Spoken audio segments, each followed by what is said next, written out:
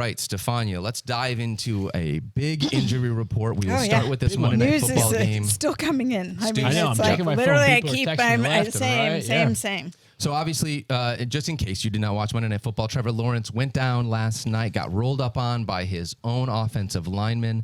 It looked very painful. You could tell that he was in a lot of pain. He was very frustrated.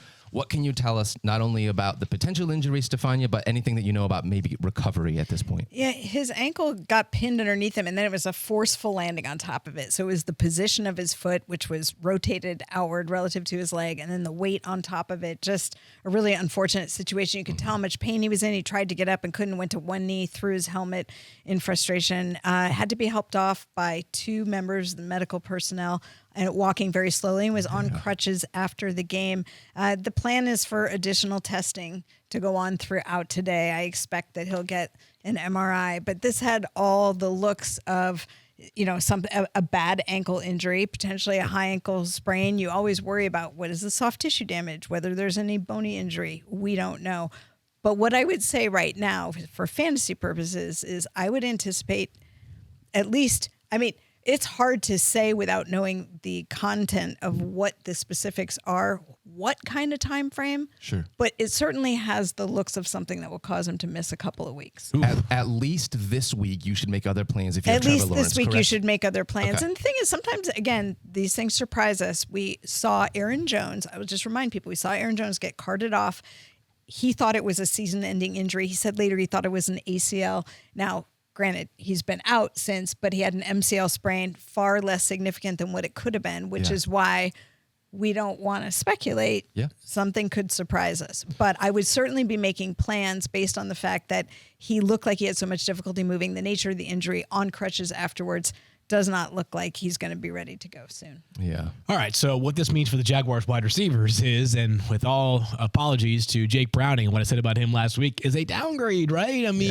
So they turned to C.J. Beathard last night. He completed 9 of 10 passes for 63 yards, but we're talking about, a number 1 overall pick just a couple of years ago that was billed as perhaps this franchise-altering player, and Trevor really has been that. This team prior to last night had won 13 of its past 16 games. They are very good, is Jacksonville. So, has me a bit concerned, and you think about the up and down nature of Calvin Ridley, like it probably leans more down than up if you have C.J. Beathard under center. Meanwhile, and we'll let this segue into the next injury here. Yeah. Christian Kirk is now banged up as well. And that took one play, one offensive snap, and he made the catch. Shout out to him, but went down with what was an obvious groin injury. We've talked about this is where the drop came from of ow, my finger is that guys, it's just instinctive. Reach for the groin, because the groin muscle's attached to the bone there, and usually when it tears very close to that bone, and so your immediate instinct is to try and hold the muscle still, hold it down. And so when you see a guy fall and they immediately reach for the groin area, it's the giveaway that there's been some kind of damage there. Yeah. And again, very painful, and he did not return to the game. So that was tough. Stay tuned, but didn't look great. He's another one I would be making a plan. It's hard to anticipate a soft tissue injury like that he would just be back. We already No, you go. We already saw especially with Jamal Agnew going on IR. We watched this Jaguars team bring up Parker Washington to be one of the wide receivers to fill in. Got in the end zone actually last night as well on an incredible catch. Yeah, it was sweet. So Jake's good. right there. Yeah. So for those that don't know Parker Washington, if you know Penn State, #WeAre. This kid was a baller. He was a 6th-round pick last year. Yep. For the Jaguars, or this past April, I should say. He spent some time on IR as well. And all of a sudden, he's been thrust into a real role for Jacksonville. I was telling you earlier how Jacksonville just wants to play 11 personnel. Evan Ingram plus 3 receivers on the field at all times. That's it. It's going to be Parker Washington now. You have my attention, Mr. Parker Washington, in a deep league. And I need to be careful because I understand that so much of our audience is geared towards probably people playing in 10 or 12 team leagues. I'm not at the point where I'm playing him in a 10 or 12 team league. But if you're one of those maniacs like us who is sitting there on the waiver wire in the Scott Fish Bowl trying to decide whether we want to pick up Peyton Manning or Dan Marino as our quarterback fill-in this week, then you do consider crazy things like potentially playing someone like Parker Washington, and an interesting dynasty name to note as well. We have no idea what's going to happen with Calvin Ridley, but Ridley a free agent this offseason. Zay Jones going into the final year of his deal, next year. Parker Washington, a name to keep an eye on, was really good last night, and I think it's going to have a real role in this offense going forward. I don't think the fact that he hasn't been playing much is exclusively because of the injury. It's just because they have a really good receiver depth. Yeah. And they have remained remarkably healthy compared to some other teams at that position. Yeah, rostered in 0.0% of leagues, so completely available in every league. That's actually not true. He is rostered in one league. Oh, yeah? Not me. Josh Dobbs rosters him. Do you know why? No, why? They're cousins. Shut up. Cousins. That's so Wow. dope. Josh Dobbs, Parker Washington. Yeah. Is Parker Washington pretty also dope. an aerospace engineer? I don't know about that. It's actually Parker's sister works in scouting in the NFL. Really? His sister is This a is rising just an star NFL for the family. Bears. Yeah, How about very that? much an NFL family. So That's a incredible. lot of a football family in there. Yeah. Sister Ashton works for the Bears in their scouting department, so they've got plenty of football in this family. Wow. Cool story. That a is very really cool story. Yeah. I love these full circle Me stories, too. as you Love guys that. know. So maybe Ashton plays I don't know if you can play fantasy football as a scout or not. scout? But yeah, maybe 2 leagues. That would be You can play as a player, right? Eckler talks about it all the time. So yes, I know you can. Yeah. Okay. Also, I'm pretty sure that Sean McVay talked about it again this week. Yeah, didn't he, yeah. in his press Well, conference? Well, I So mean, good. he pretty much did. Yeah. He's Kyron Williams on his fantasy team. And I'm kidding. guys, I'm kidding, guys. Sean's the best. He is. All right, so we get through both of those. right, now Unfortunately, we get we're to the hoping stuff. for better days Yep. for Trevor Lawrence and for this team. By the way, really quickly, these Jaguars, they get the Cleveland Browns I know. and the Baltimore Ravens. That's part of the Next problem two matchups. with Beathard specifically. Right is that now, now you're yeah. backup quarterback against 2 of the best pass Two defenses in great the defenses. NFL. Good luck. They're 8-4. The AFC playoff race is insane. Yeah. Really heating up. Insane. Yep. Insane. All of a sudden you've got teams like Cincinnati, Buffalo, Denver, all 6-6. That's crazy. Like Cincinnati and Buffalo are 6-6. And there's a real shot that all of them will miss the playoffs. And instead, it'll be, the Browns. It could be the Browns. It could be I'm probably forgetting somebody here. Maybe take that back. But, Browns, Colts, Texans, Steelers all have better records. Like 3 of those 4 could get in, and all 3 of those teams, and especially in the case of Cincinnati and Buffalo, we would have thought playoff locks coming into the season. That's crazy. Might be on the outside looking in. Meanwhile, the Falcons might host the Cowboys in week 1 of the playoffs. I'm serious. I know how crazy it's crazy. Playoffs are a ridiculous thing. All right, let's dive into why a we few more love- things here, that's why we Stephania. love That's the why we love NFL, football. right? That's right. Yeah.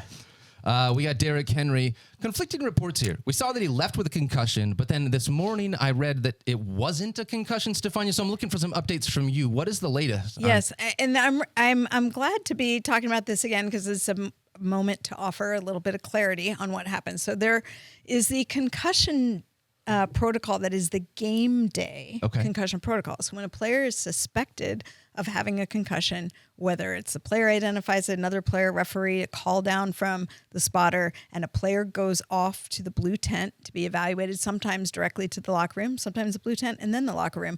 That is, the players immediately entered into that game day protocol where they are being evaluated to determine whether or not they suffered a concussion. Sometimes after the evaluation, the player is cleared to return. Sometimes the player is held out.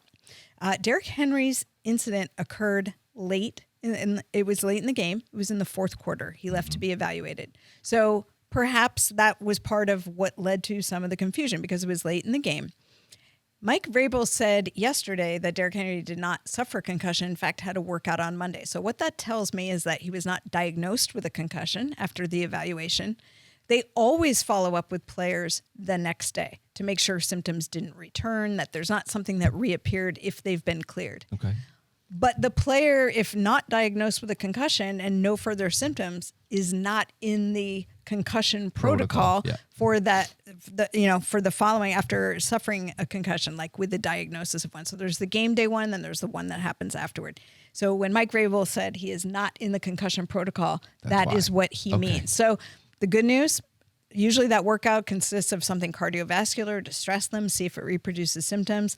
If not, and they can progress forward, they will then participate in light activity, drills, potentially team drills, and then clearance to return. So possible that you have Derrick Henry back this week. So I think it's still worth adding Tajay Spears. So we'll talk about more in the waiver section, but just a good reminder of how these concussion protocols work and maybe how they can be confusing to the layperson who is not intimately familiar with them. Right. And also just, again, a reminder that they're always monitoring. Like there is the potential for a setback in a day or two. So nonlinear. Titans play on Monday night. There you go. Yeah. Monday Night Football Nonlinear. this week. So hopefully that extra day can get fantasy managers that have Derrick Henry a little bit of reprieve there. Yeah. Opposite of that part would be a short week, right, Daniel? Yeah, exactly. Short week, like Rhamondre Stevenson. Been dealing with I an ankle injury. see what you guys did there. You guys are such Tag team, good simpatico. hosts. Yeah, I know. Simpatico. You know how to carry this forward. Was Okay. this another one of those hip drop tackle situations? It was.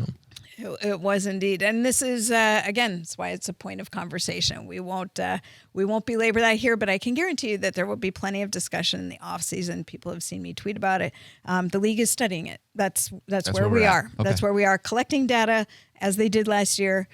It will be an ongoing conversation with the competition committee. Nothing is decided unilaterally when it comes to this. So just want to make that point too. It's not like the league's going to come in and mandate something. It is a point of study right now. But what we have seen is that when there are injury results, and this is why it is being looked at because the injuries tend to be significant. And typically they're in the form of this, a high ankle sprain, sometimes a high ankle sprain and a fracture, like happened with Mark Andrews. In the case of Rhamondre Stevenson, a high ankle sprain is what is being reported, and he's expected to miss multiple weeks, as you would expect with a moderate one of those. With him, yeah, that is tough. We will save our Zeke conversation for a little bit later on in the waiver segment, but we will talk about him there. Stephania, another thing, Amari Cooper came down with a concussion was in the concussion protocol after leaving the game in the second quarter. What's the latest that you have on him? And was reportedly diagnosed with a concussion. Okay. So he will then enter that 5-phase protocol for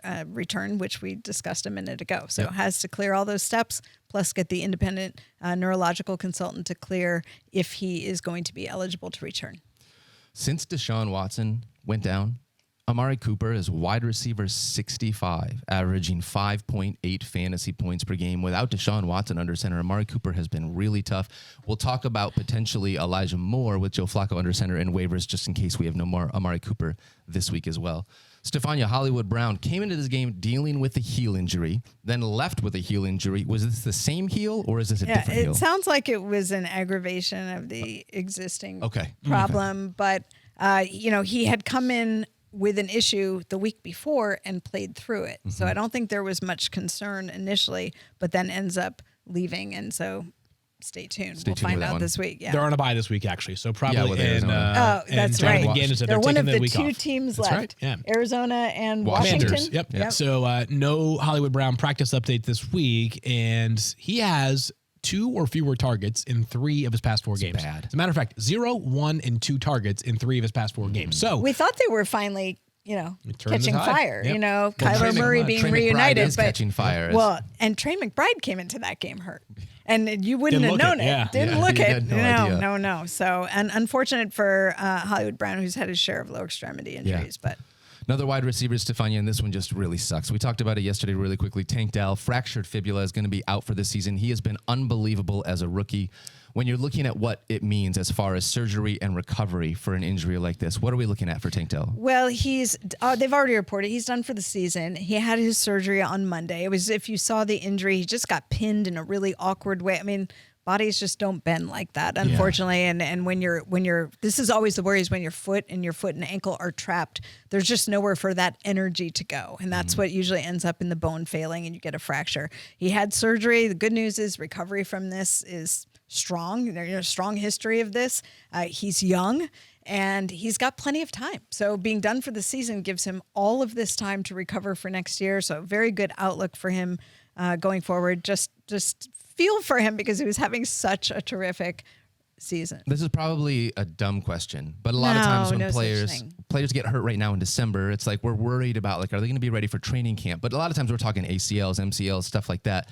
When it comes with a broken bone, you're not worried about that kind of timeline, are you? Like, don't bones heal faster, or am I just... No, they do, and there's a more predictable pattern for bone healing. Okay. So when there's a fracture, we talk about a 4 to 6 week recovery for bone to heal. When you have surgery, it means that they needed some kind of hardware to stabilize that fracture.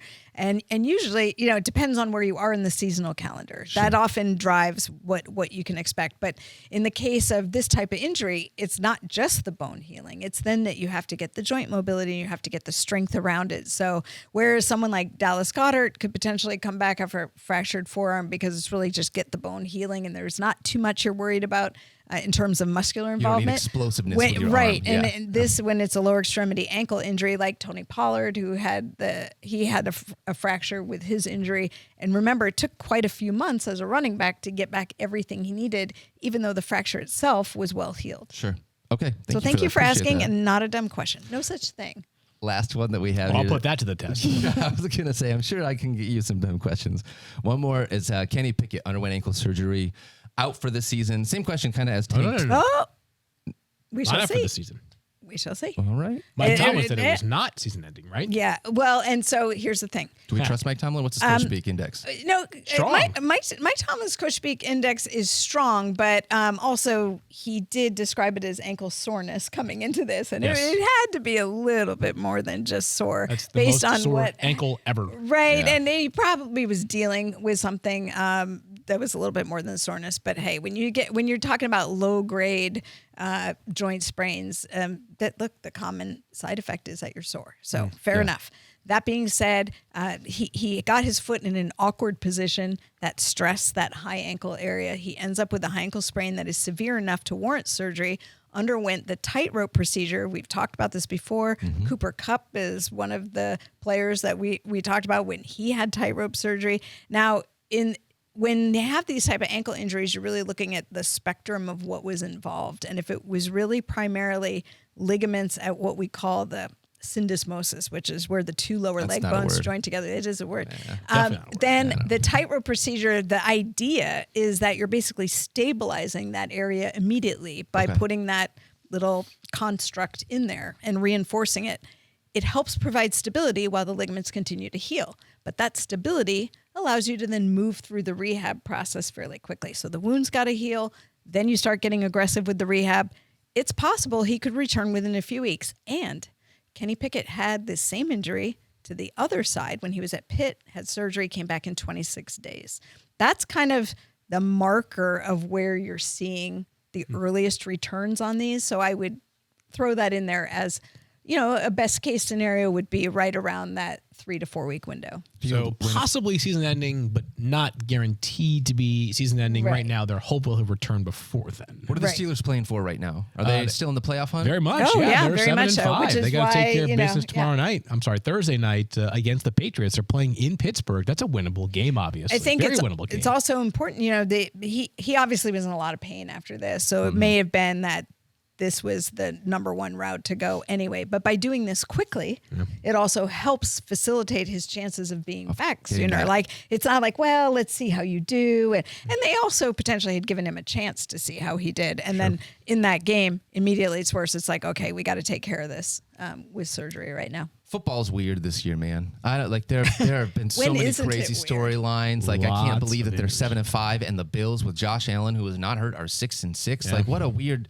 So many weird things to look at this year. Stephania, check the quarterbacks they've played, and that will describe That'll to be you why. why they There you have been go. different. A little different. And then, of course, the Steelers drop Bailey Zappi on Thursday night. So yeah, that's, Well, and the Steelers with Mitch Mitch Trubisky, Trubisky yeah. against Bailey Zippin' Zappi. Yeah. And Coming off of a 0-point performance. That and that- Patriots offense, yeah. How's that game look? those Thursday Island games where it's Bailey Zappi versus Mitch Trubisky is going to be a tough one for me.